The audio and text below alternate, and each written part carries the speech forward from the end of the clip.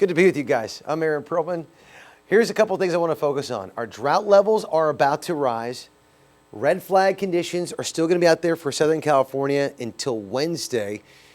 But is it going to end then? Let's take a look at all this. All right, first off, the drought monitor. Remember, it came out last week on January 9th, and it shows that Kern County now back in a drought. It's moderate. It's not severe. This is the dry levels. That's not a drought, but this section is, and that's Tehachapi into our mountain areas. That's a concern.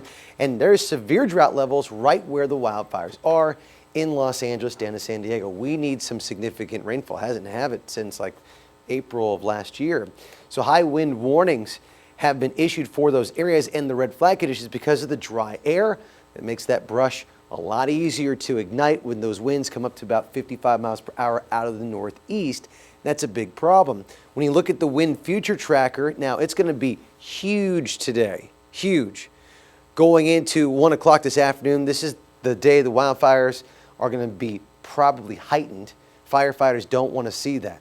But then it dies out for the Kern County mountains, but it stays consistent going into Tuesday into Southern California, and it will remain consistent even going into Wednesday. So it makes it a big problem.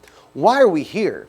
Well, if you look at the satellite radar, you can, well, let's use the water vapor. It's a little bit better to see. It's like you watching a movie in 3D.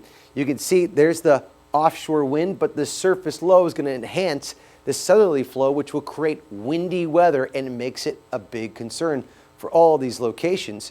So typically what we saw last week was that same type of pattern, that northerly airflow, which drove up those fires really strong.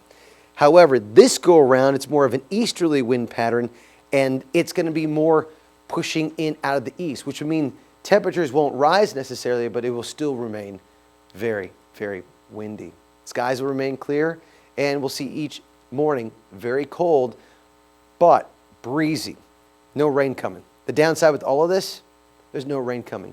Will those winds end by Friday? Yeah. Friday is the day we're going to see a lot of that come to a close. That's when everybody's going to be out of this. But for the next 72 hours at least, it's going to be very windy, especially in our own mountain areas. So if fire concerns are high, try to minimize all the brush in your area. Clean it up at those spots if you're in the Kern County mountains. Stacy.